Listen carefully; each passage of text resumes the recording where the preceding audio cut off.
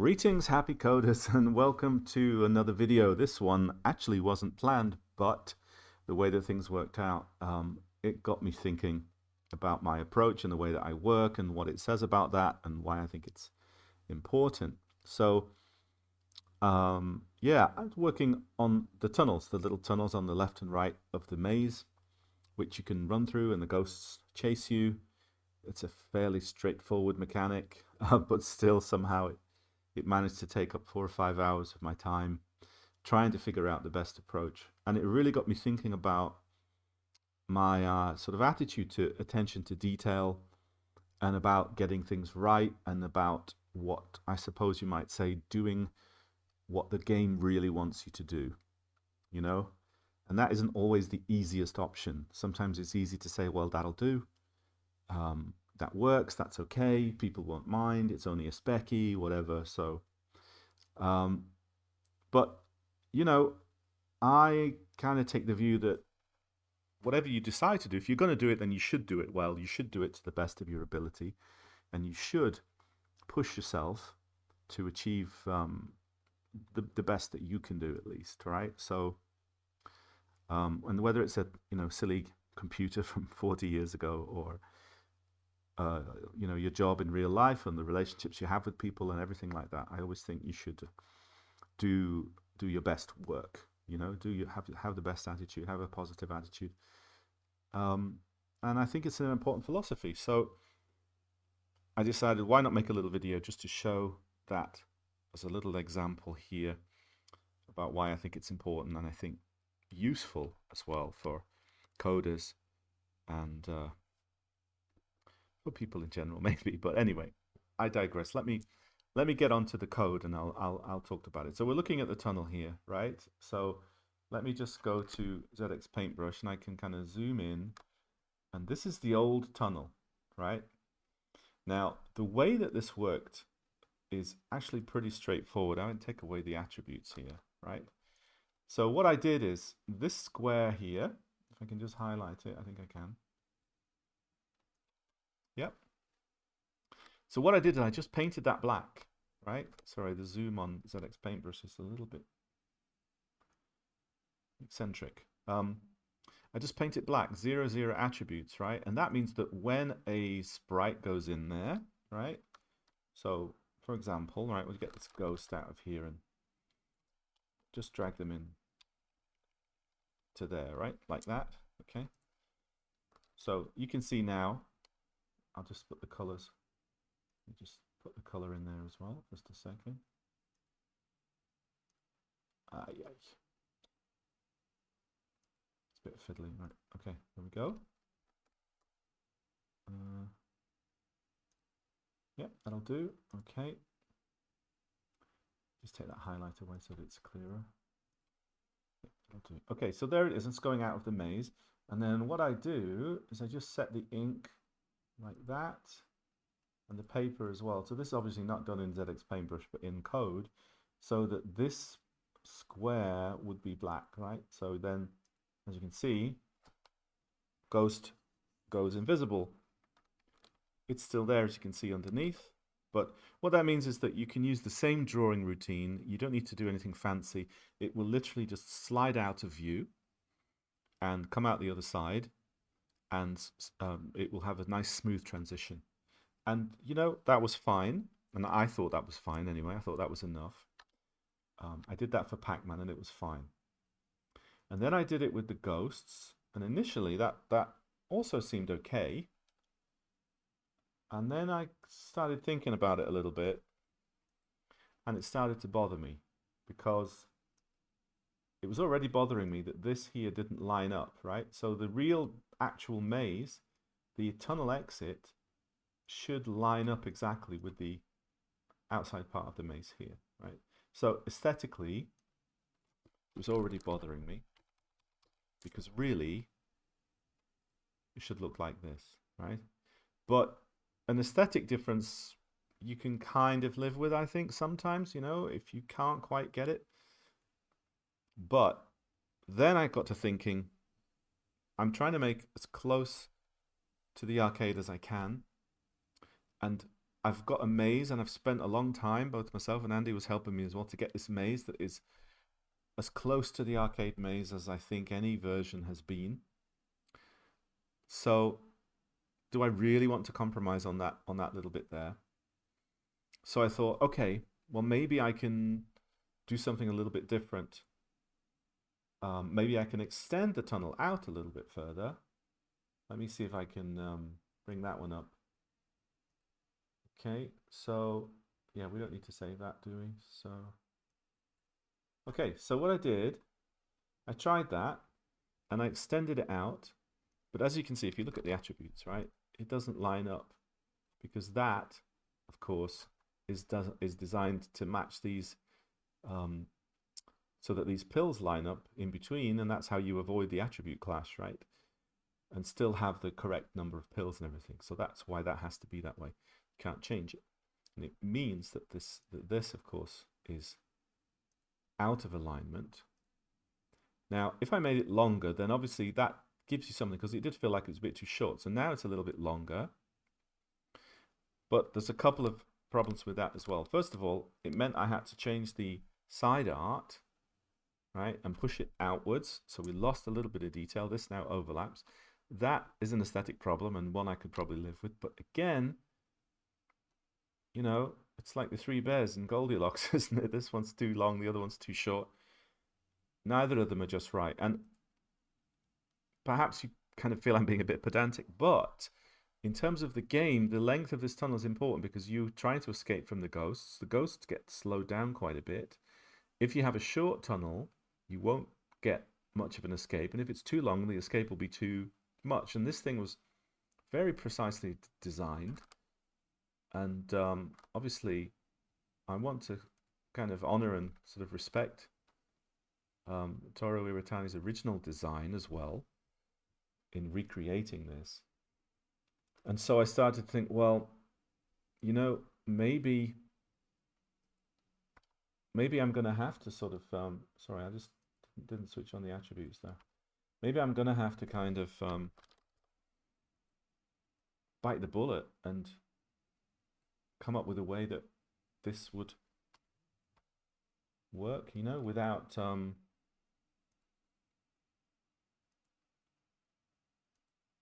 let me just fix that so you can see it. Right? Well, actually, silly me, I've actually got a copy of it here to load in, I think. So probably this one, I think, is it? Just a second. Yeah. Okay, so this one keeps the artwork, which is nice. And there you can see it's lined up. So that's good, right? Problem is, of course, what's going to happen?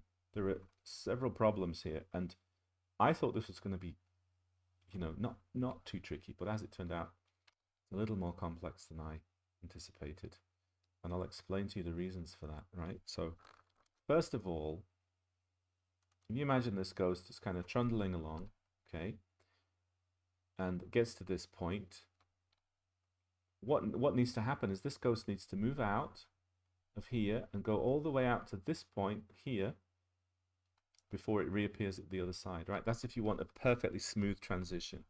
It has to get to, well, at least that point there, and then potentially re-emerge from the other side, right? So you get single pixel smooth movement, which of course is what we want, right? And I do think that's important. I think, you know, you could, as you'll see in some games, it will get to this point and then just disappear and reappear at the other side. To me, that's very noticeable. It doesn't tie in with the same game mechanic. It's not as slick. It doesn't feel as good. And I think if you imagine a game like this, it's not new, right? It's a vintage game. It's something that people are playing to appreciate it. And the kind of people that are going to play it, people like myself, are going to appreciate that kind of attention to detail and the time that you put into it. I personally think so. And it's also a personal thing anyway. So, you know, you make the game that you really want to play, right? So that's, if I saw that, if so in someone else's game, I'd be like, could have done slightly better there, you know? So maybe I'm a perfectionist, but as I said, these things are like little mini games, aren't they? Little bonsai trees that you have to prune and perfect. At least that's the way I feel about it. So, you know, it's not necessarily a bad thing either, because the way I see it is this throws up challenges, challenges opportunity to learn, challenges opportunities to, figure out some new techniques that you can then use for later on. So it's always a problems, coding problems generally are can be a good thing when you're trying something new, at least. You know, there are headaches, but in this instance, I thought it would be an interesting challenge. It took me there was more to it than I thought, and I certainly didn't imagine it was going to be a video like this. But in the end, it was, and here I am. So, um, okay. So the first thing that you'll notice then, as you get to here, is that obviously as this goes along, in this square, in this square, and in this square, we're going to have to mask out whatever goes in there because we're crossing a border here, right? I'll use this to demonstrate it, right? So we're crossing a character square line, which is always a tough thing with the spectrum. It doesn't like it when you do that. It means that we're going to have a draw routine that includes some kind of masking that will take that into account, right? So that this part here will now not be hidden by an attribute, but will actually literally, you know, not be drawn like that, right? Don't know if the color will work there, but yeah, okay, we've lost color, but it doesn't matter. You see the general idea, right? Okay, so that's part of the problem. Just making sure that it's this part isn't drawn. So the way that you do that is that within your drawing routine, you add a mask so that you basically and out this half of the square so that this part is sliced off when it's drawn. But of course, you need to check for that. You need to know where it is. And so, again, it was a little more complicated than I figured. But actually, what I decided to do, because I've got a fair bit of memory, what I decided to do was just check when the ghosts or Pacman are moving horizontally, and check if they're in this area by checking the Y value. And then what I did is I made a table of masks right across this whole area, right? Now it might seem like a little bit of overkill, but it's just purely for speed, right? So this mask here is a 0. It means never draw here. This one had the first 4 bits unset and the second bit set, so that meant only drawing half of this one. All of these ones are set at full, and then this one is set the same in the opposite direction of this one. This one here, right, is set opposite, so 0, 0, 0, 1, 1, 1.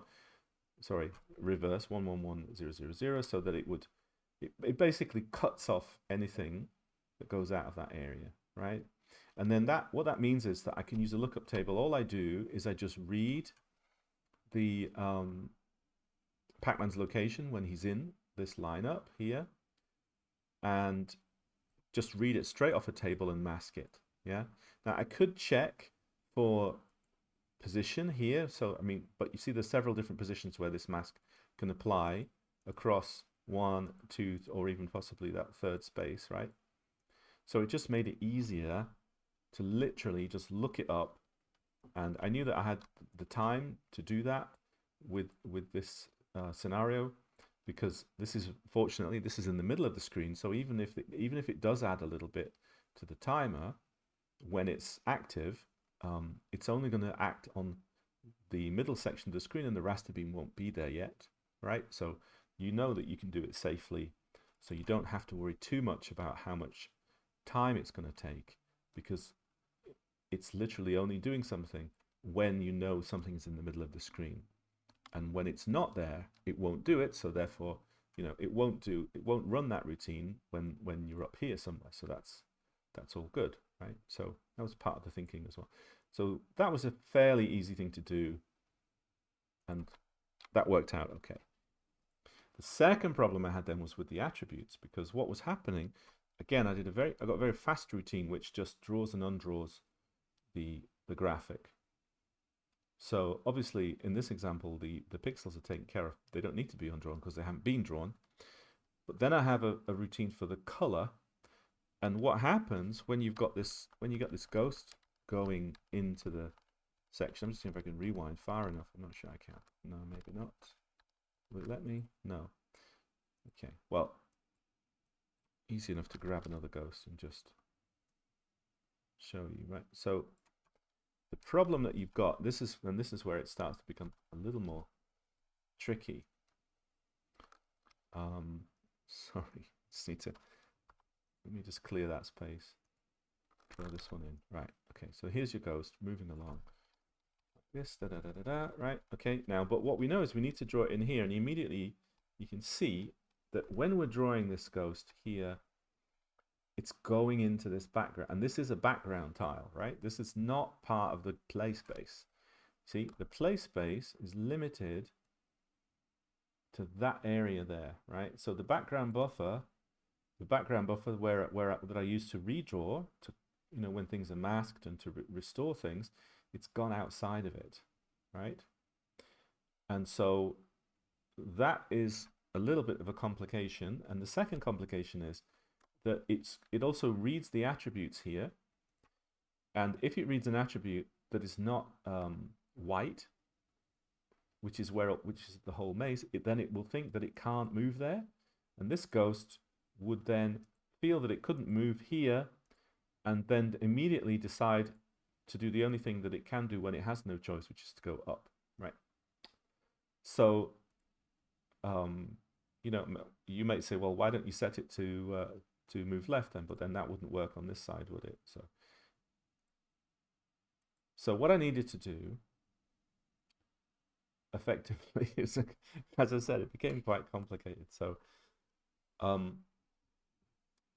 basically, what I did was I put the background color in the buffer to white, so that the ghost would then know that it could move into this square, right?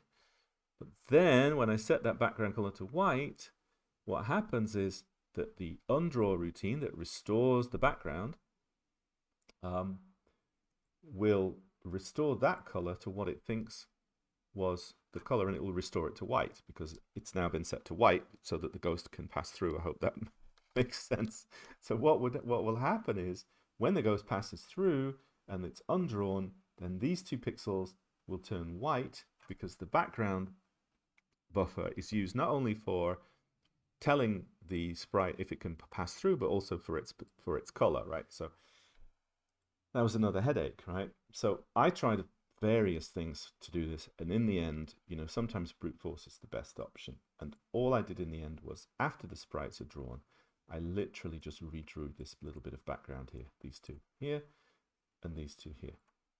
And so, even though the colors are being drawn, they're then being fixed before the beam ever gets there, right?